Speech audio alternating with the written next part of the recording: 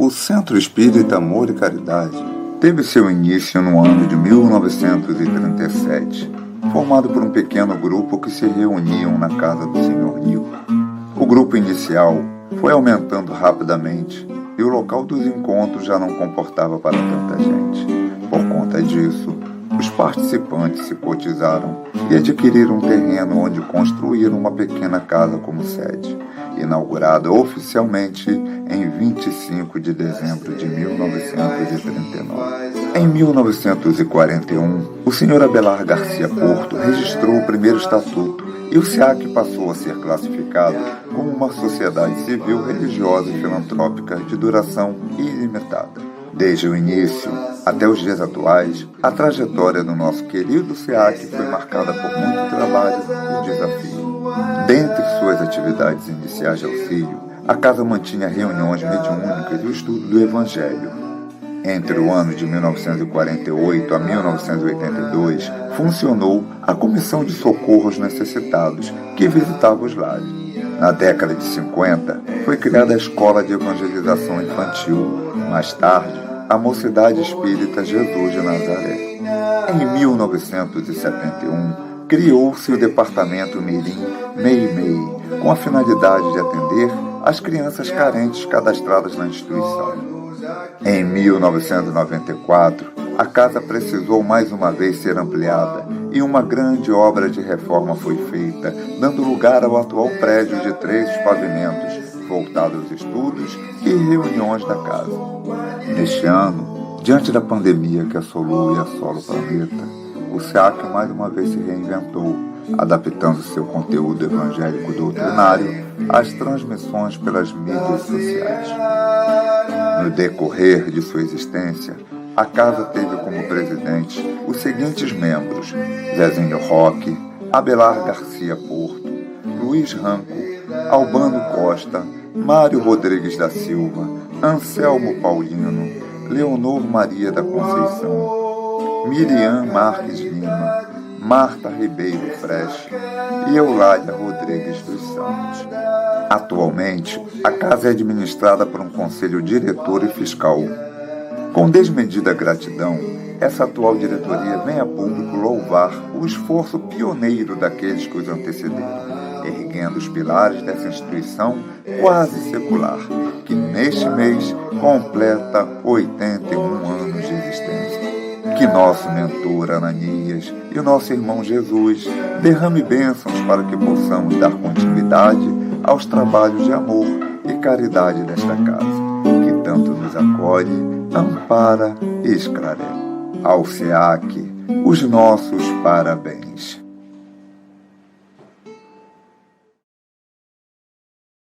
Irmãos queridos, chegou o mês de dezembro, mês de emoção para todos nós da família do Amor e Caridade, pois foi no dia 25 de dezembro que ela foi fundada. Aproveito a oportunidade para desejar a todos os nossos irmãos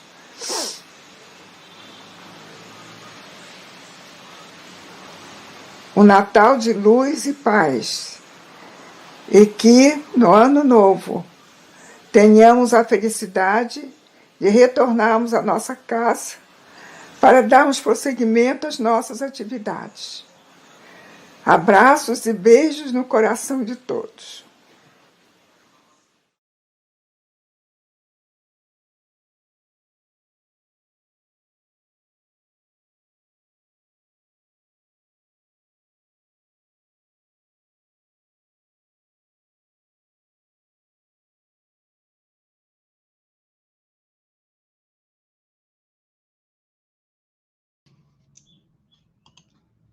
Bom dia, queridos irmãos, irmãs. Estamos aqui mais uma vez reunidos através desta casa virtual do Amor e Caridade. Este mês, um mês especial, em comemoração aos 81 anos desta casa, 81 anos de fundação do Centro Espírita Amor e Caridade. Estamos aqui emocionados, até eu estou um pouco emocionado, mais uma vez com esse vídeo, Dona Eulália, sua mensagem querida. e vamos dar início a mais uma manhã de estudo, esse domingo maravilhoso. Eu vou fazer a leitura agora de uma página, do livro Agenda Cristã, psicografado por Chico Xavier, ditado pelo espírito de André Luiz. A lição é a lição 26 e o título, Se Você Deseja. Se você deseja ser cristão efetivamente, perdendo, vencerá na batalha humana. Cedendo, obterá os recursos de que precisa. Trabalhando, conseguirá a felicidade própria. Perdoando, edificará em torno de si mesmo. Libertando, conquistará os outros. Suportando, resistirá na tempestade. Renunciando, ganhará tesouros imortais. Abençoando, salvará muitos. Sofrendo, terá mais luz. Sacrificando-se, encontrará a paz. Suando, purificar-se-á. Amando, iluminará sempre. Agora eu convido a todos vocês para juntos elevarmos nosso pensamento ao alto e fazermos a nossa prece de irradiação para iniciar mais esse dia de estudo. Senhor Deus, Pai de infinito amor e bondade, Jesus, nosso irmão, mestre amado querido, Ananias, mentor da nossa casa, todos os nossos benfeitores espirituais que nos acompanham, nos amparam, nos fortalecem, que possamos estar juntos em comunhão nesta manhã, nesse estudo agradável que teremos, que possamos aprender mais sobre essa doutrina, que possamos absorver esse conhecimento e transmitir sempre que possível. Peço, Senhor, que abençoe a todos nós, abençoe os doentes, abençoe a todos os nossos irmãos que necessitam de amparo e que eles possam sentir um pouco desta vibração. Esteja conosco, Senhor, hoje e sempre. Que assim seja. Agora eu vou chamar aqui o nosso irmão Manildo. O nosso irmão Manildo, ele vem do Fonte Espírita, da Casa Espírita Fonte de Luz, e ele está lá aproximadamente há 20 anos. Ele é palestrante, expositor, dedicado aos estudos da mediunidade, dentre outros estudos da doutrina. Ele hoje vai nos trazer um belo estudo, um belo tema, que é extraído da obra Pensamento e Vida, psicografado pelo médium Francisco Cândido Xavier, ditado pelo espírito de Emmanuel. Tudo bom, meu irmão? Como é que você está? Telmo, seja bem-vindo. Seja bem-vindo à nossa casa. Tudo bem, casa. meu irmão? Tudo bem? Ainda estou emocionado com esse vídeo maravilhoso da casa. Emociona. Que coisa maravilhosa. É aquela saudade que a gente tem de estar reunidos, né? Estarmos todos reunidos lá na casa, mas isso passa, daqui a pouco estaremos lá, se Deus quiser. É só mais uma prova, Então, meu irmão, eu deixo contigo a palavra e ao final eu retorno, tá? Muito obrigado, Fique com Deus.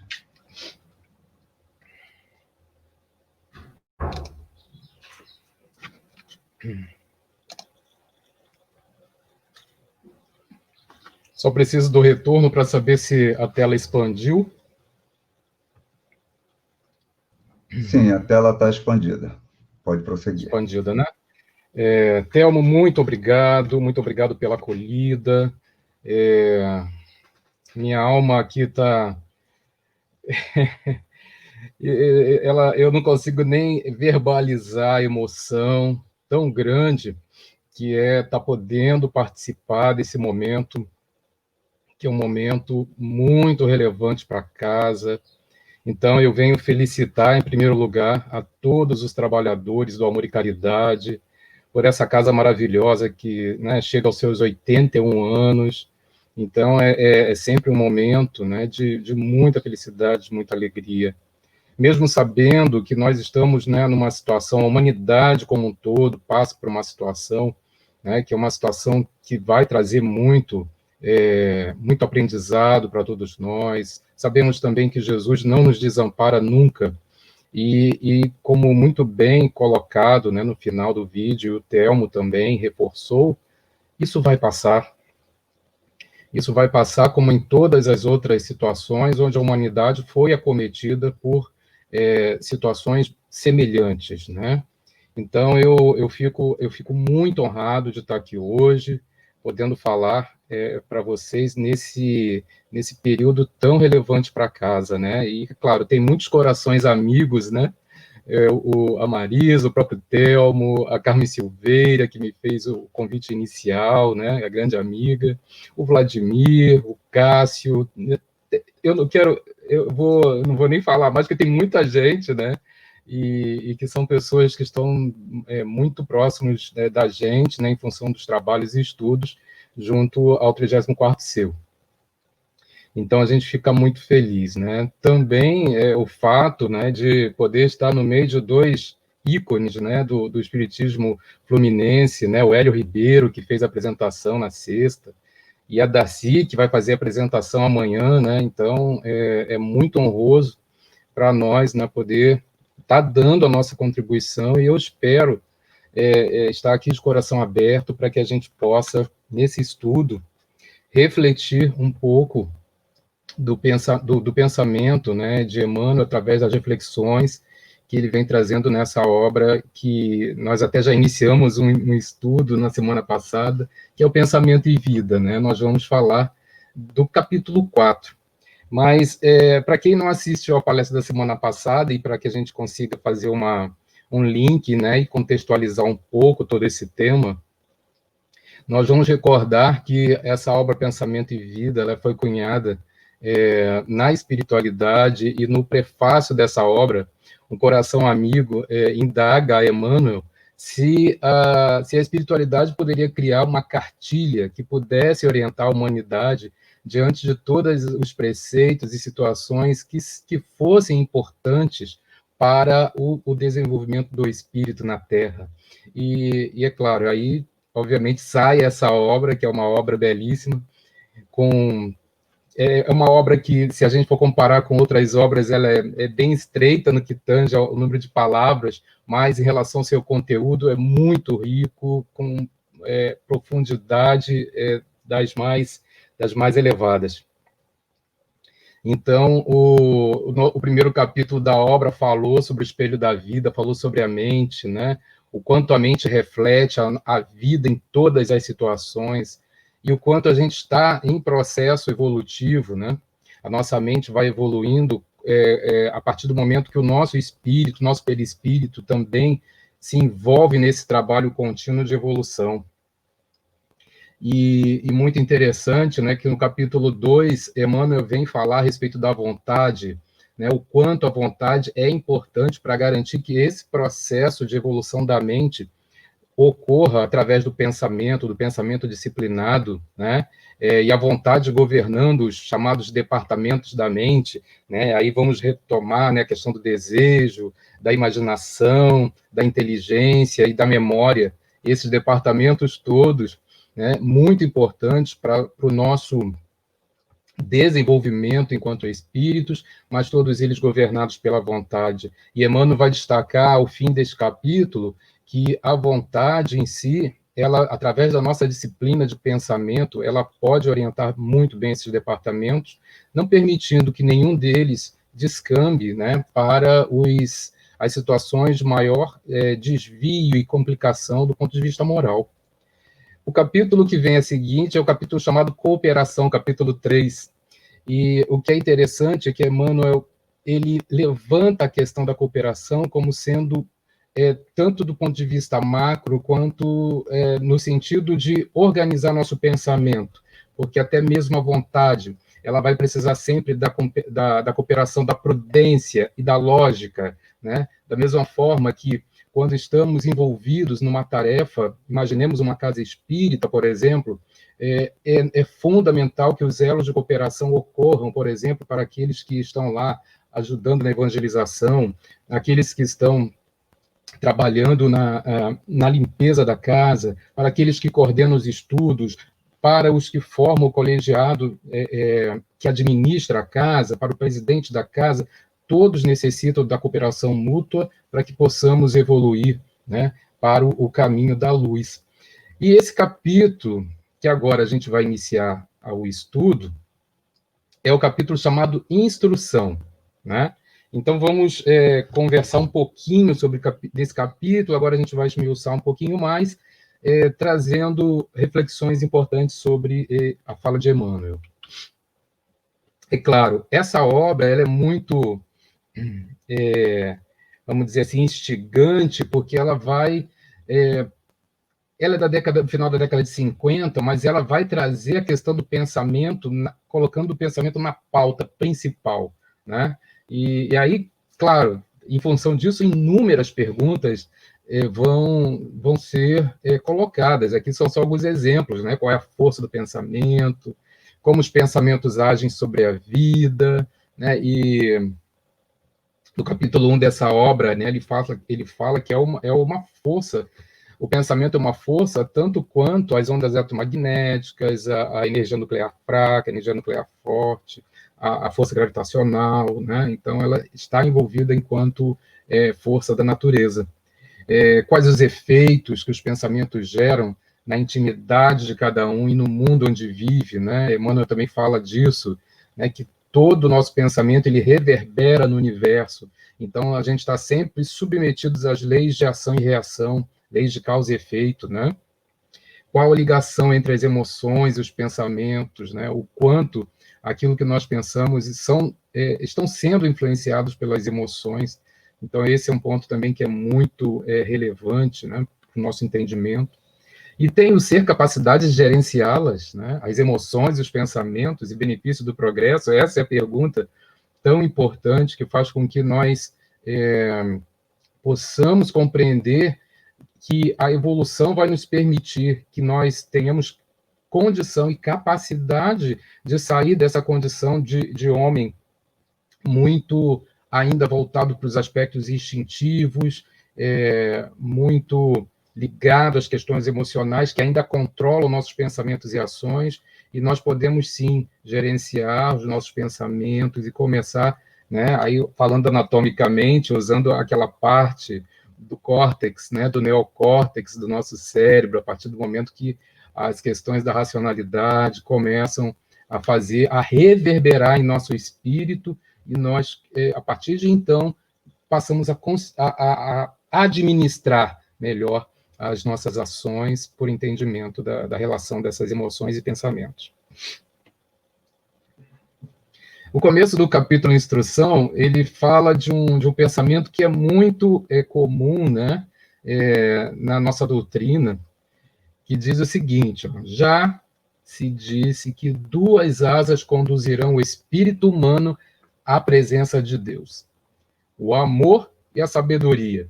Então, essas 2 asas elas vão precisar se desenvolver no espírito humano para que nós consigamos caminhar, né, subir nos degraus evolutivos e atingir, né, a condição de espíritos puros.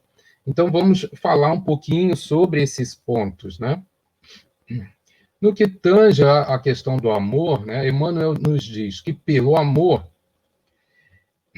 é serviço aos semelhantes, né, é ajudar ao próximo. A criatura se ilumina e a formoseia por dentro. Que palavra bonita, né? A formoseia, né? Ela se torna mais bela, né? Entra no campo da formosura. Então, a criatura, através do amor, da ajuda ao semelhante, né? Do envolvimento com as dificuldades do próximo, né? Com a caridade, seja ela material e caridade moral, né?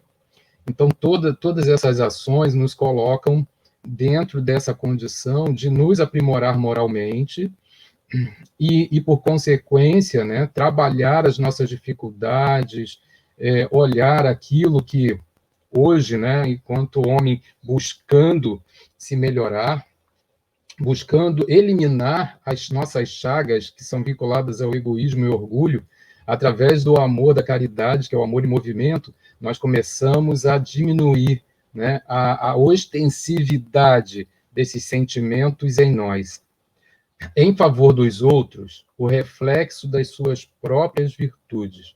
Então, a partir do momento que a gente exercita o amor, que coloquemos em prática esse amor, como Jesus muito bem, né, salientou, né, na sua caminhada aqui, nos deixou através do seu evangelho, nós vamos expressar esse amor através de nossas virtudes, ajudando o próximo. Então, é o amor que ganha, vai criando robustez a essa condição que o mundo tão necessita, para que ele também caminhe do ponto de vista coletivo e se converta, né? Nós, né, esperando aí a conversão do mundo de provas e expiações para mundo de regeneração. Aí eu trago um exemplo, existem vários exemplos, né, para falarmos a respeito da prática do amor e da caridade, inúmeros, né, nós poderíamos ficar somente a palestra falando sobre esse ponto, mas só um exemplo para que pudéssemos pautar, né, ações que foram exitosas, né? Eu trago aqui o nosso amigo Mário Costa Barbosa, né? E aí tem essa frase que é bem significativa, né? Como é que minha vida está se entrelaçando com outras vidas? Então, a relação de amor, de caridade que possamos fazer com o próximo está diretamente relacionada em como que a gente consegue entrelaçar a nossa existência com a existência do outro. E aí eu trouxe também essa obra, né, Conviver para Amar e Servir, né? O Mário, ele foi muito ativo, né?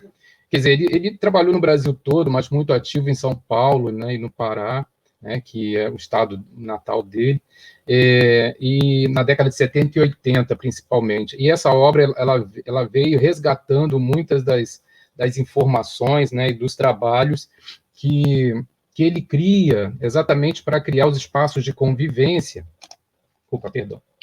criar os espaços de convivência, que eram espaços importantes que trabalhavam a questão da educação, da criatividade, da própria educação, junto com a questão do trabalho.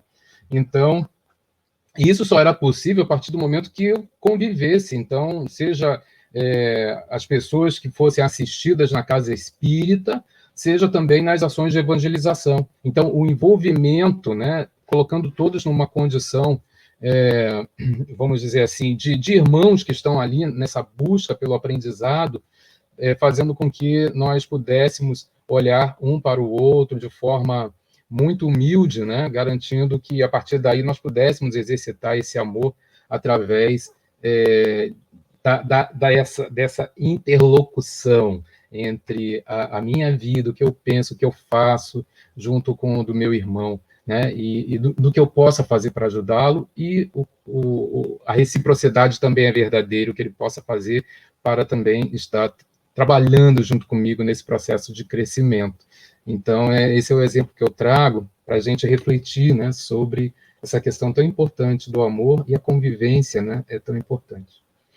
E nesses momentos, né, que nós estamos vivendo, às vezes, muitos de nós no isolamento, o quanto o valor da convivência acaba ganhando uma repercussão bastante ampla, né? E a questão da sabedoria, pela sabedoria, aí voltando a Emmanuel, que começa na aquisição do conhecimento, recolhe a influência dos vanguardeiros do progresso, que lhe comunicam os reflexos da própria grandeza, impelindo-o para o alto. Bem, são 4 frases bem amplas, né? E aí tem um ponto que é muito interessante. Em muitos casos, às vezes, confundimos, né, quais são as asas que nos levam, né, a essa condição de conseguir evoluir o espírito humano. Aí a gente fala do amor e, às vezes, fala da inteligência, né, ou do conhecimento. E aqui a gente já vê uma questão importante. Não é o conhecimento é uma parte importante. A instrução, que é o que nós vamos traçar hoje, é uma parte importante para que você atinja a sabedoria. Não é só embora o conhecimento seja importante, mas não é só o conhecimento que vai garantir que você tenha sabedoria. Começa com a aquisição do conhecimento. Isso é um ponto muito importante, porque às vezes entramos numa visão equivocada de achar que todos aqueles irmãos que chegaram no cume do conhecimento, necessariamente estão, né, com enquadramento na sabedoria. Às vezes não, às vezes você tem muito conhecimento, muita instrução, mas ainda não sabedoria. Então, são coisas distintas, importante, né, refletir sobre. Recolher a influência dos vanguardeiros do progresso, ou seja, toda nossa aquisição de conhecimento, e aí é muito importante reconhecer isso, ela advém de algo que alguém já fez, né? Que alguém já deixou para nós, daqueles que no tempo que eles estiveram aqui, estiveram na vanguarda, pensaram à frente. Então, por isso que não existe nada pronto no que tange a questão do conhecimento. Então, quando a gente acha, não, tudo que tem que ser conhecido já está posto, a gente só tem que usar, fazer tecnologia, acabou. Negativo. O conhecimento, ele, no que diz respeito ao progresso dele em si, ele é infinito, ele sempre vai progredir. E é muito importante que existam os espíritos que possam pensar além, que possam estar, o que a gente chama de além do seu tempo, são os vanguardeiros, né? E eles vão influenciar demais as gerações que estão a caminho, né? Então, é muito importante esse aspecto. Então, que lhe comunicam os reflexos da própria grandeza, né? Então, essas informações são passadas, são sempre muito importantes, que nós vamos utilizar enquanto aquisição para o nosso conhecimento. Isso faz com que a gente seja impelido para o alto, isso vai nos empurrar para o alto. Imaginemos hoje, né, se nós hoje já temos condição e conseguimos, né, nos reportando a questão da pandemia, encontrar uma vacina num tempo jamais pensado em momentos anteriores, né? Por quê? Porque ocorreu todo esse crescimento na ciência, ocorreram pessoas que pensaram à frente e que hoje a gente colhe os frutos dessa rapidez na produção dessas vacinas, né? Que serão muito úteis para nós. Aqui um exemplo de um pesquisador extremamente relevante para a história da humanidade, que é o Sir Isaac Newton, e ele diz o seguinte: se eu vi mais longe, foi por estar sobre ombros de gigantes. Então, exatamente essa questão. Então, todo conhecimento que a gente adquire, ou se a gente produz algum conhecimento, a gente só conseguiu fazer por processo de cooperação, porque alguém já fez anteriormente e a gente continua esse trabalho, e quando usamos o nosso propósito de melhorar, de crescer em prol da coletividade, sempre nós vamos ter a ajuda da espiritualidade, vamos ter o aclaramento de nossas ideias, a nossa mediunidade intuitiva fica muito, né, fica muito exacerbada, e aí nós acabamos por conseguir avançar, mas sempre com a cooperação daqueles que nos precederam. Bem, hoje em dia, quando a gente fala de inteligência, né, e aí ainda na questão da sabedoria, né, a gente às vezes tem a ideia de que inteligência só é um caminho. Qual a inteligência? A inteligente é aquele que faz o Enem, tira 10 e vai na faculdade, tira as notas boas, faz o mestrado, faz o doutorado e tal. Esse é o inteligente. Muito bem. Essa é uma condição que nos envolve há mais ou menos algumas décadas, né? Mas a gente também já começa a ter uma visão bem amplificada. O professor psicólogo estadunidense Howard Gardner, ele propôs uma teoria na década de 80, final da década de 80, começo da década de 90, né? Chamada teoria das inteligências múltiplas, que já nos coloca numa condição de ter um entendimento de interpretação de inteligência bem mais amplificado. Então, a inteligência humana ela pode se dar, ou seja, o desenvolvimento dos aspectos da inteligência de várias maneiras. Aí tem alguns exemplos aqui, né? Pode ser a inteligência linguística verbal, né? São aqueles que conseguem ter o dom da escrita, que escrevem muito bem, né, que tem o dom da oratória. A intrapessoal, aqueles que conseguem se correlacionar, usam bem a inteligência emocional. A interpessoal, né, envolvido nas relações com o próximo. A lógico-matemática, né, são aqueles que vão avançar no conhecimento matemático e lógico. A inteligência espiritual, aí nós vamos envolver todos os ícones, né, das religiões, né? Nós temos aí nossos exemplos, né? Allan Kardec, Divaldo, o Chico Xavier e muitos outros, Bezerra de Menezes. Então, nós temos gênios, né? Inteligências que avançam na questão da espiritualidade. Existe a inteligência sinestésico-corporal, existem pessoas que conseguem dominar o corpo de maneira que trazem a excelência para essa categoria de inteligência, né? Aí tem vários exemplos, o Pelé, né? O próprio Maradona, que desencarnou recentemente, a Deborah Cook, que trabalha com aquela equipe lá de dança, enfim, são vários exemplos. Aí tem os musicais também, todos que trabalham na arte, a inteligência espacial. Então, existem várias inteligências.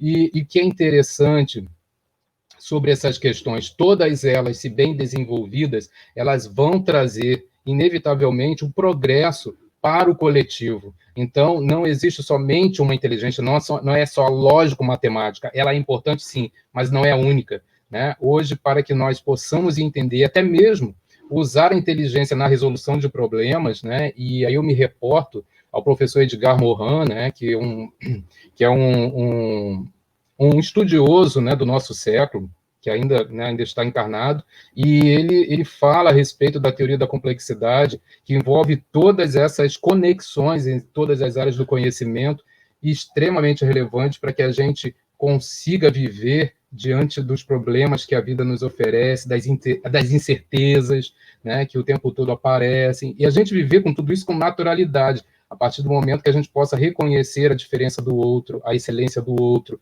e trazer isso para um contexto mais coletivo. E aí tem um ponto interessante, eu trago uma história do nosso querido Richard Simonetti, né? Nosso querido amigo lá de Bauru, né? um expositor espírita, né? De alto gabarito, né? Já está na pátria espiritual, mas ele deixou inúmeras obras que nos fazem refletir até de forma mais anedótica, né? Claro que sempre com muita seriedade, mas alguns pontos muito interessantes. Então, aqui eu vou trazer para vocês uma historinha rápida, eu acho que alguns já devem conhecer, mas sobre a questão de como a sabedoria não é única e exclusivamente de se ter a inteligência, né? Ele conta que certa vez um monge com seu discípulo estava passando próximo de um rio, e aí esse monge, ele percebe que tinha um escorpião que estava indo em direção à água para atravessar. Bem, tendo conhecimento de que o escorpião não é um organismo aquático, né, ele é terrestre, ele sabia que se ele fosse tentar atravessar aquele rio, ele ia se afogar e ia morrer. E aí, então, o monge não pensou duas vezes. Ele foi lá, pega o escorpião e tira do local. Só que quando ele faz isso, ele leva uma picada do escorpião. Muito bem. Aí o escorpião não tá muito preocupado com isso, retorna e fica novamente tentando atravessar o rio. E aí o monge vai lá e, mais uma vez, tira o escorpião, leva mais uma picada. Aí, ok. Aí o escorpião volta novamente para o rio, quer atravessar. O monge, né, junto com o seu discípulo, vai lá e pega novamente o escorpião, leva mais uma picada e fica com a mão muito inchada. E o discípulo não entendeu nada e o monge disse para ele... O discípulo pergunta, obviamente, mestre, por que você fez isso, sabendo que o escorpião, né, ia te picar e tal? E o mestre dizendo para o discípulo, não, a função e a natureza do escorpião é realmente me picar, né, porque está se defendendo, mas a minha natureza é de servir. Bem, quando a gente olha, né, a lição do mestre e tal, né, a gente poderia dizer, pô, será que ele está certo? Né? Só que não, né?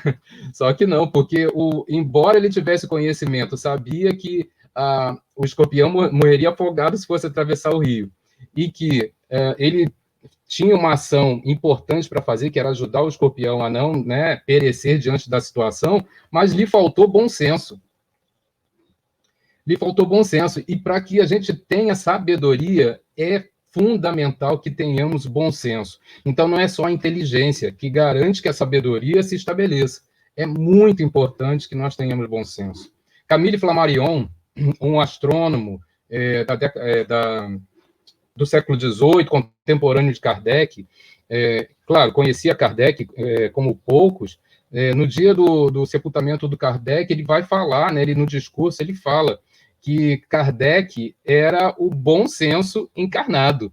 Né? Exatamente por quê? Porque, embora Kardec na França, não tinha uma consideração tão elevada enquanto intelectual, porque ele não atingiu as titulações de doutor, né, nem algo do gênero, mas Kardec tinha a inteligência e tinha o bom senso. Então, Kardec era um sábio do seu tempo, porque ele, na codificação da doutrina espírita, ele o tempo todo, ele tinha todo o seu conhecimento, ele tinha toda a sua informação, mas ele usava tudo isso junto com um bom senso absurdo. Então, é isso que vai caracterizar uma pessoa como sendo sábia, é saber usar a inteligência acoplada ao bom senso, né? E a gente percebe muitas vezes que essa relação não é direta, essa relação não é obrigatória, né? O que muitas vezes nós encontramos são pessoas com muita inteligência, com muito cabedal intelectual, mas que ainda falta um certo bom senso. Claro que isso vai ser atingido, né? Vai ser atingido ou por um esforço próprio, né, desse nosso irmão, que vai buscar, né, se aprimorar, vai com humildade tentar trabalhar e perceber que ele ainda está em processo de aprendizado e que ele pode, mesmo já tendo um nível intelectual considerado de excelência para o mundo que agora nós estamos, né, vivendo, mas que ainda necessita de outros atributos em outras áreas do conhecimento humano. Então, esses são aspectos importantes que nos fazem refletir que a questão da sabedoria não é único, exclusivamente voltado para a aquisição do conhecimento. É importante o uso do bom senso.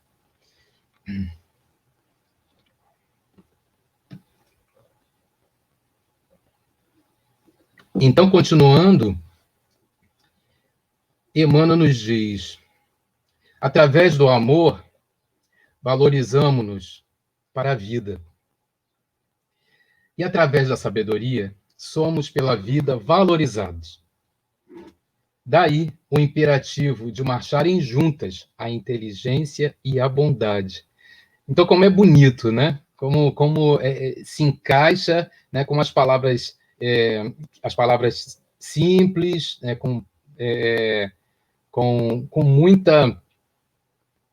muita perspicácia, né? Emmanuel vai colocando para nós, trazendo essas informações, mostrando o valor que esses dois pontos, né, que vão fortalecer essas nossas duas asas, elas precisam sempre estar caminhando juntas, né? Não adianta ter somente uma e deixar de ter a outra. A nossa reflexão enquanto homens e mulheres desse momento da contemporaneidade, né, desse momento atual, é criar essas reflexões para que tenhamos condição de adquirir não só os aspectos relacionados ao amor, mas também os da sabedoria, né, importante para nós. Emmanuel continua, né, dizendo que bondade que ignora é assim como um poço amigo em plena sombra, a descedentar o viajor sem ensinar-lhe o caminho. Olha que reflexão interessante. Eu lembro também de uma outra passagem, né, eu coloquei a figura aqui, né, daquela ideia, né, que vem da cultura oriental, né, de aquela coisa, não adianta dar o peixe, né, dar o peixe, embora, claro, existem situações, mas do ponto de vista de aprendizado, é importante que você não dê o peixe, mas ensine a pescar, né? A mesma coisa é isso. Então, a bondade que ignora, né, que não se vincula a algum tipo de conhecimento, algum tipo de aquisição, né, que possa nos vincular a esse amadurecimento da nossa intelectualidade, ele é como se fosse esse poço aí, que está na sombra, mas só que você não ensina o caminho para a pessoa chegar lá. A gente sabe que tem um poço lá na sombra e tal, que se a pessoa chegar lá vai conseguir matar a sede, mas como é que eu chego lá? Não sei. Né? Mesma coisa, você dá o peixe para a pessoa o tempo todo, ele vai satisfazer a necessidade material da fome. Entretanto, depois que acabar aquele peixe, e agora? Como é que eu faço? Né? Se eu não sei pescar, então ficamos com essa situação. Ao mesmo tempo, ele comenta que a inteligência que não ama pode ser comparada a valioso poste de aviso, que traça ao peregrino informações de rumo certo, deixando sucumbir ao tormento da sede. Olha só. Então, é um poste, vamos refletir sobre essa fala de Emmanuel, é um poste que avisa, ou seja, que vai te conduzir, né, dando informes de um rumo, que vai chegar a algum lugar. Então, quer dizer, a inteligência vai fazer você chegar a algum lugar. Por quê? Porque você está estudando, está conhecendo mais as coisas, buscando.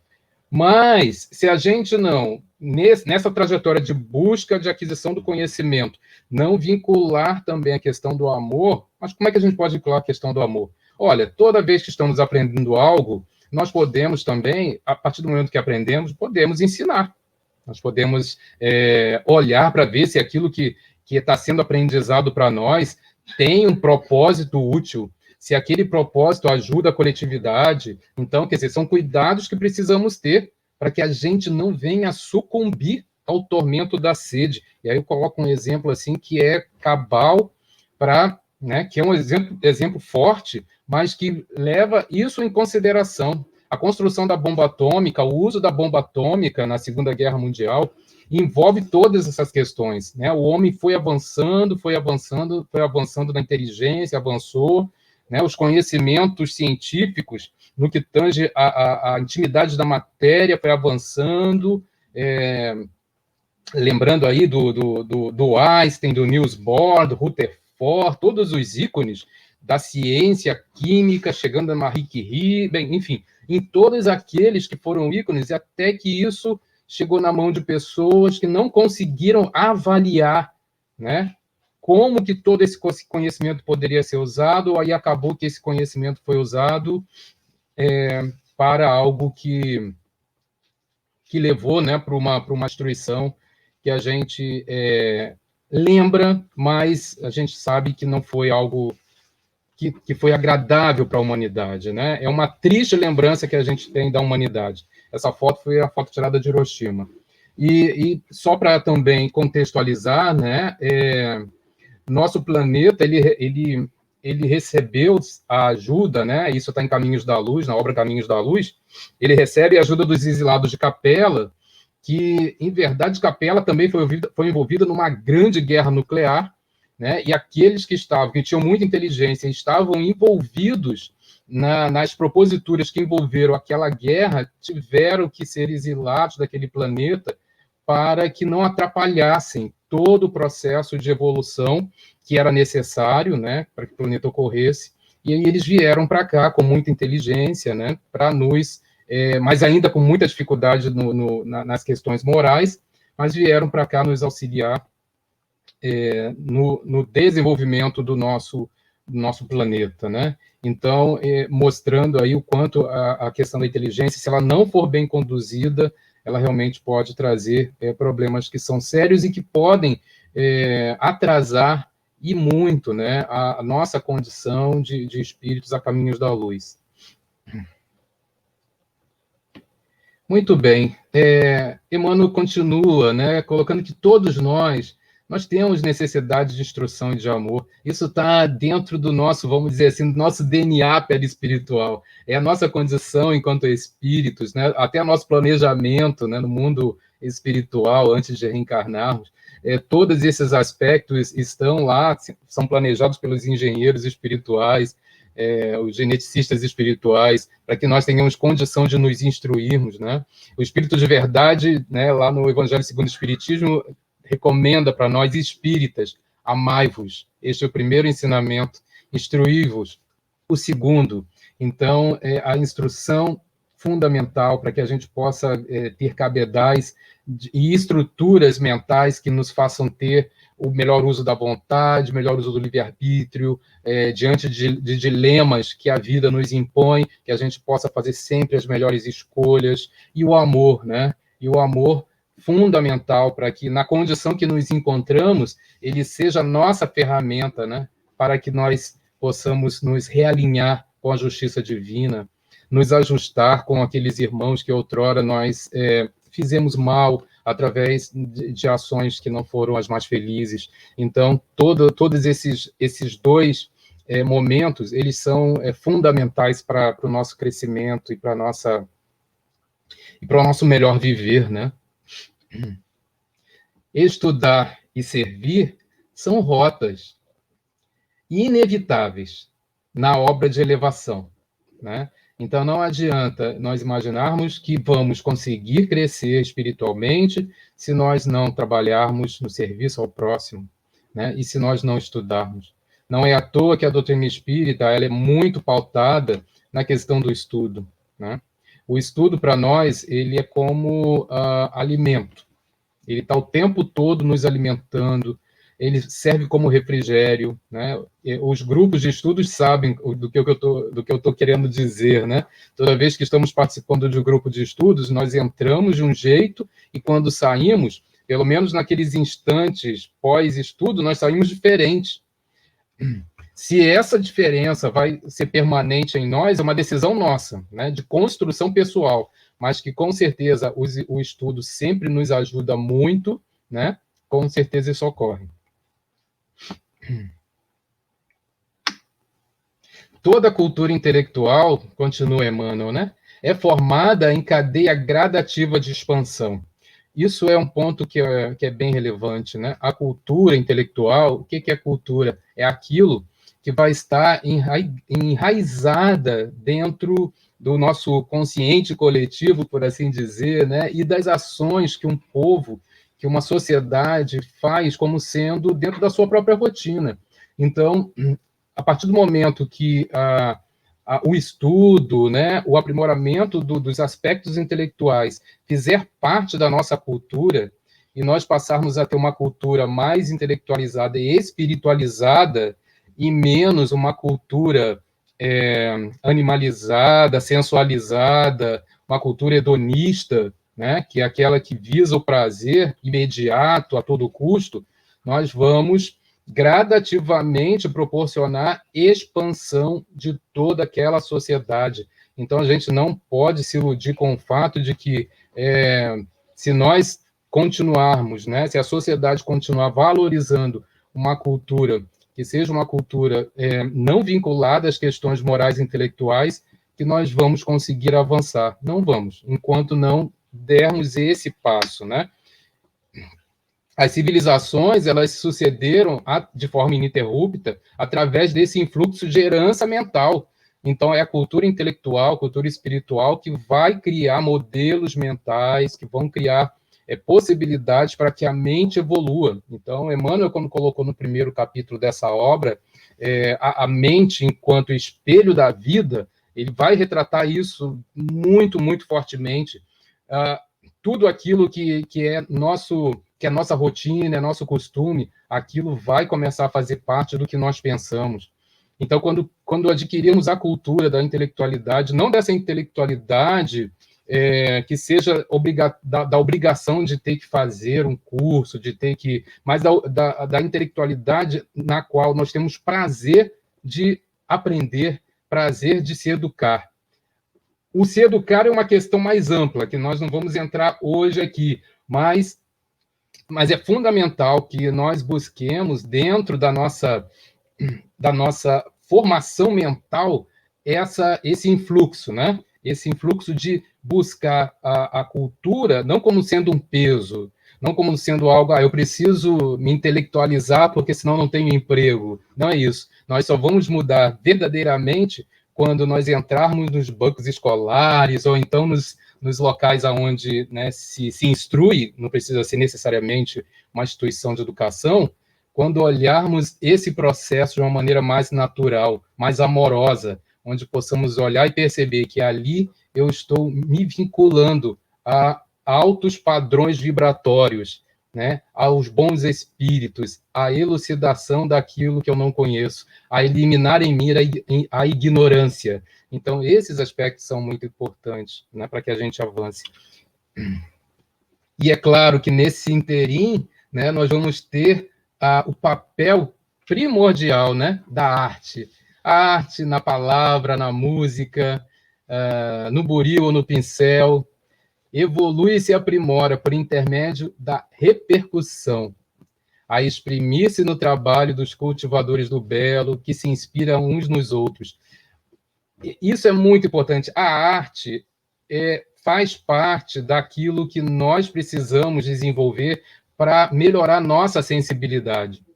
É com a música, com a pintura, com a escultura, com a literatura, com todas as expressões da arte, que nós vamos começar a melhorar, a nos sensibilizarmos mais com a vida em si. A obra de Leon Denis, O Espiritismo na Arte, né? Eu vou rapidinho ler aqui um parágrafo que eu acho lindo, né? Que está na parte 2 dessa obra. Ele diz o seguinte: a arte bem compreendida é um poderoso meio de elevação e de renovação. É a fonte dos mais puros prazeres da alma. Ela embeleza a vida, sustenta e consola na aprovação e traça para o espírito antecipadamente as rotas para o céu. Quando a arte é sustentada, inspirada por uma fé sincera, por um nobre ideal, é sempre fonte fecunda de instrução, um meio incomparável de civilização e de aperfeiçoamento. Com esse parágrafo de Leon Denis, eu não tenho nem mais o que explicar, mostrando aí quanto é importante que a gente possa expressar, também se expressar através de todos esses mecanismos que a arte nos possibilita, né? Trago aqui uma reflexão também importante, né? Emmanuel, quando nos coloca, a escola é um centro de indução espiritual, onde os mestres de hoje continuam a tarefa dos instrutores de ontem. Eu trago para nós aqui uma obra do nosso amigo Dalmo Duque dos Santos. Deixa eu tirar esse negocinho aqui que atrapalha um pouco. Onde, na obra Espíritos na Escola, no capítulo 6 dessa obra, onde ele fala de professor, médium e mentor, tem algumas considerações que são muito importantes para os educadores, para aqueles que estão atuando nas escolas, para que nós tenhamos, eu estou nesse grupo, pertenço a esse grupo de educadores e professores, né? Então, ele comenta que a comunidade escolar é um complexo trabalho existencial e de consciência na evolução dos espíritos encarnados e desencarnados. Então, na escola, nós temos muito trabalho. Existem grupos de espíritos que sempre se vinculam às escolas para planejar, até mesmo intuir aqueles gestores das escolas para que as turmas sejam todas elas organizadas a tal ponto que os traços psicológicos dos alunos sejam respeitados e obedecidos para que eles estejam em turmas que sejam adequadas aos traços psicológicos de cada um. Por isso que ocorrem, né, o que nós chamamos das atrações de afeto, né? Enquanto professor, às vezes existem turmas que nós entramos na turma e nos sentimos tão bem, que nós não queremos sair da aula, né? Por quê? Porque são alunos que mantêm uma sintonia vibratória semelhante à nossa, e isso facilita muito o intercurso da instrução, do aprendizado, né? E aí, é claro, ocorre o afeto. Os desafetos também ocorrem quando existem turmas onde existem dificuldades. Essas dificuldades podem ser provações importantes, tanto para o docente quanto para os alunos. Mas é claro que só com o amor, com a caridade, nós podemos ressignificar essas histórias e transformar esses processos de desafetos em processos de ressignificação do ato, fazendo com que o amor prevaleça e as ações educativas sejam as que preponderem, né, nesses ambientes. Então, por isso que às vezes ocorre a questão da cumplicidade, né? Às vezes você tem professores que se afinizam tanto com seus alunos que eles ficam cúmplices uns dos outros. Isso, obviamente, que gera alguns ciúmes, inclusive, na família, né? Poxa, por que você está dando tanta ênfase ao que o professor fala e tudo? Por quê? Porque, espiritualmente, o professor ele vai receber essa função da espiritualidade para que ele possa transmitir conhecimentos, instrução para o crescimento desse indivíduo, isso seja numa criança, seja no adolescente e até mesmo na vida adulta. E é claro que numa situação dessa, né, da relação mestre-discípulo, ocorre também muito assédio espiritual. Existem espíritos ainda equivocados que não querem que vamos dizer assim, que a humanidade evolua por esse processo, né? Pelas instituições educacionais. Então, existe muito assédio. Por isso que, muitas vezes, as escolas vão se envolver em problemas, seja de relação entre os gestores e professores, seja a questão das drogas que entram nas escolas, os problemas familiares que reverberam, né, dentro da sala de aula. Então, todas essas situações são oriundas às vezes, trabalhos, né, de espíritos que se envolve na tarefa de não deixar que a escola desenvolva seu trabalho intelecto espiritual. E aí a gente, muitas vezes, tem os casos de depressão, né, síndrome de pânico, ansiedades, que ocorrem nesses ambientes. Existem pessoas que têm verdadeira ojeriza de estar numa escola porque não se sintoniza com aquele ambiente, não encontrou ainda o amparo e o aconchego que deveria ser, vamos dizer assim, a praxe de uma escola. A escola deveria ser o local onde o estudante recebesse o aconchego, o afeto, aquilo que Pestalozzi lá na Suíça, né, fez com seus alunos, né, trabalhando essa relação de conjugar mente, coração e trabalho. Então, são questões que não foram tão bem adquiridas pelo modelo, né, vigente ainda. E a gente ainda tem outros problemas, como os currículos das escolas, que são anacrônicos, né, e não contemplam as necessidades, né, dos nossos estudantes no mundo que nós vivemos atualmente. E hoje nós temos um problema também muito sério, né, na questão educacional, a dificuldade desse educador se sentir, o termo é um termo muito usado, né, empoderado do ato de educar. Isso é fundamental. Se esse educador não se sentir empoderado, não entender que a responsabilidade dele é exatamente de amar, de educar, de garantir que aquele indivíduo que está sob sua responsabilidade é aquele que vai formar uma sociedade mais justa, fraterna, mais honesta, ele acaba fazendo desserviço, quando é aquele professor que não queria estar ali, que caiu de paraquedas, né? Isso é um problema. E aí, muitas vezes, ele acaba corrompendo todo o processo. Ele acaba criticando o governo, ele acaba encontrando mecanismos de fazer com que a escola não funcione. Claro que isso tudo tem consequências kármicas, né? Terão consequências que deverão ser ajustadas, seja nessa encarnação, seja encarnação futura.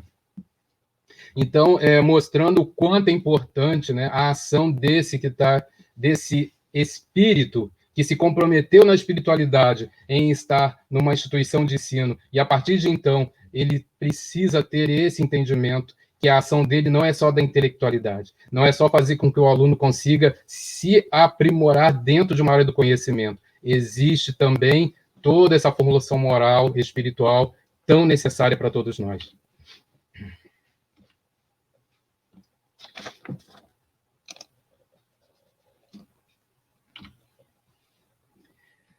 E o que dizer do livro, né? O que nós vamos dizer do livro? Emmanuel fala a respeito do livro de uma maneira extremamente carinhosa e é claro, para os amantes do livro e todos nós da doutrina espírita, né, que estamos vinculados a essa doutrina maravilhosa, nós amamos o livro, né? Hoje, agora tem o livro virtual, os e-books e tudo mais, né? Tem os Kindles e tudo mais, mas nós adoramos o livro, né? E o livro representa um vigoroso imã de força atrativa. Ele vai plasmar emoções, concepções que vão nascer os grandes movimentos da humanidade, em todos os setores da religião, da ciência, da opinião, da técnica, do pensamento e do trabalho. A gente tem que observar que o livro ele nos transporta. Todos nós sabemos que nós aqui estamos vivendo dentro de uma dimensão espaço-tempo, né? Que nós padronizamos e temos os anos, os dias, horas, aquela coisa toda. Quando a gente chegar no plano espiritual, essa relação espaço-tempo tem um novo significado. Mas aqui mesmo, no plano material, quando a gente pega um bom livro e a gente lê um romance, por exemplo, ou então a gente lê uma história que te envolve, ela praticamente te coloca numa outra dimensão espaço-tempo. Então, o livro ele é maravilhoso por isso, porque ele pode trazer crescimento, mesmo depois que aquela pessoa que escreveu, ela está envolvida com todas as suas elucubrações intelectuais, com a intuição, com a mediunidade intuitiva, os bons espíritos intuindo para que ela escreva e faça e aconteça, é aquela dimensão espaço-tempo, ok, que já foi útil para quem está escrevendo. Quando aquilo é publicado e vai, né, para as bibliotecas, para as estantes, aí esse processo de distribuição desse conhecimento é quase que infinito, porque em várias épocas nós podemos pegar aquele livro, olhar e internalizar e nos envolver com esse processo, aprender, mudar de forma de pensamento, de ação e tudo mais. Então, o livro tem esse papel que é maravilhoso. E isso que a gente precisa incentivar para as criancinhas, né? O quanto é importante a gente estar lendo. O ato de ler na infância vai fazer com que esse adulto seja um bom leitor. E se ele é um bom leitor, com certeza vai escrever bem, vai conseguir fazer uma boa oratória, né? Vai conseguir se relacionar bem na questão da comunicação com o próximo, e que é algo muito importante, né? Sócrates reflete-se nas páginas dos discípulos que lhe comungavam a intimidade. E, ainda hoje, consumimos os elevados pensamentos que foi ele portador, né? Então, Sócrates não escreveu nada. Entretanto, Platão e seus discípulos colocam isso em páginas, em livros. E até hoje, nós, quando pegamos o material de Sócrates e começamos a ler, a gente se reporta, né? É como se a gente se envolvesse para aquela dimensão de espaço-tempo e começasse a pensar como ele pensa e reflete, e assim a gente continua, né? É maravilhoso tudo isso. E a gente não poderia deixar, né, de falar do nosso querido Mestre Jesus, né? Retrata-se Jesus nos livros dos apóstolos, né?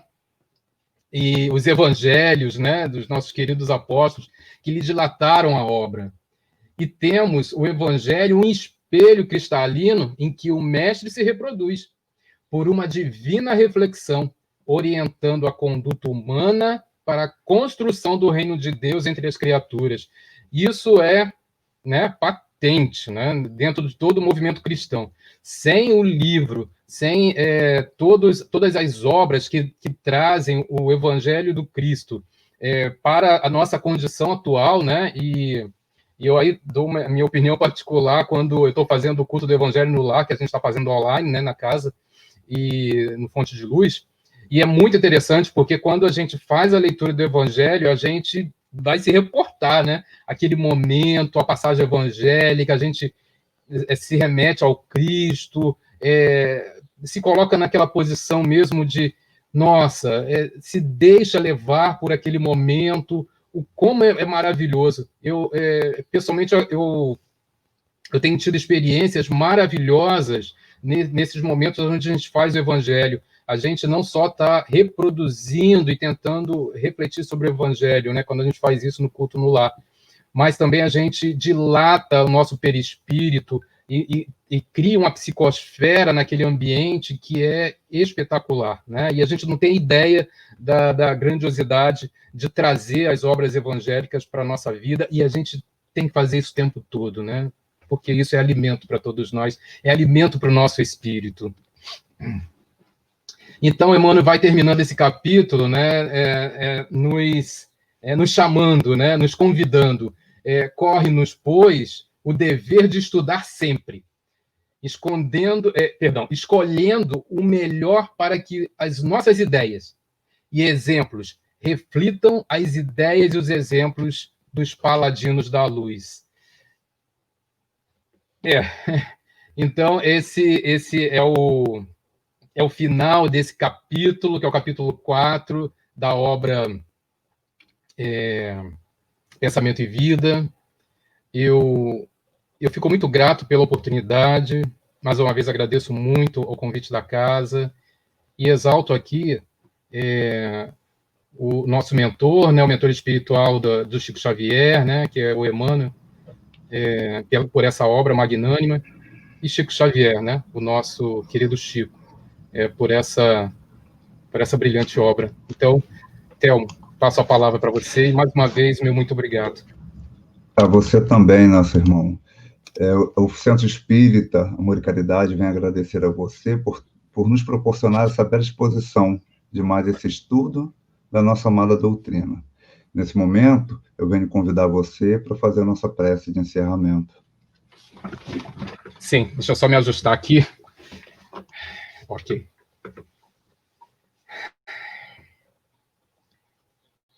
amigos de jornada, mentores espirituais, espíritos que organizam o trabalho dessa querida casa, Amor e Caridade. Muito agradecido estamos pela companhia, pela ajuda incessante no uso das palavras, agradecendo muito para que elas tenham chegado nos lares dos nossos queridos irmãos. E nesse mês, que é um mês natalino, que possamos oferecer todas as nossas ações e nossas orações ao nosso querido Rabi, ao nosso Mestre Jesus. Que Ele esteja conosco sempre em nossos corações, amparando-nos e abraçando a todos os trabalhadores dessa amada casa. Que continuem por décadas e décadas esse trabalho maravilhoso na construção da seara do nosso querido Mestre Jesus. Muito obrigado a Deus, nosso Pai, pela oportunidade. Que assim seja.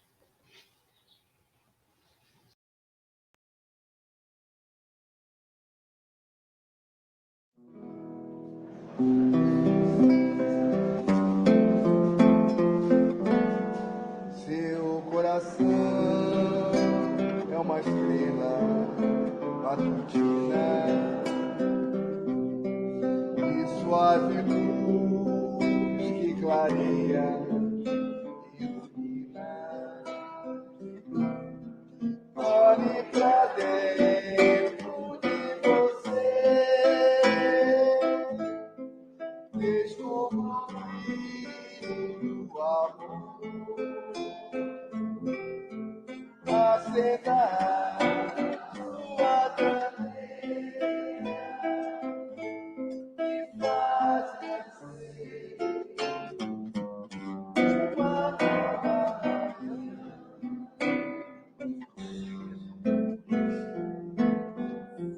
Seu coração é uma estrela matutina e suave luz que clareia e ilumina. Olhe pra dentro,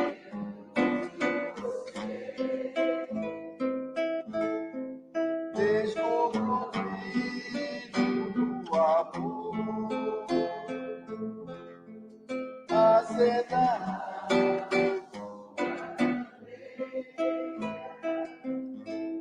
e faz nascer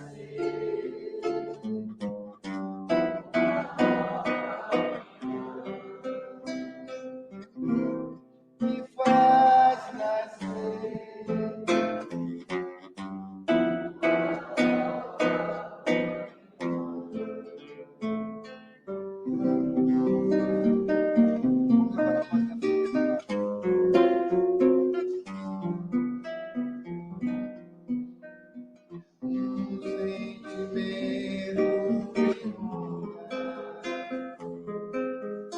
Não sei dizer o dentro da meu coração se renova e da esperança ele bate. Quero ser manso, ser justo e pobre de espírito. Uma palavra de honra contra o bem espera por mim. Eu te ofereço meu plano e renascer. Eu ouvi uma voz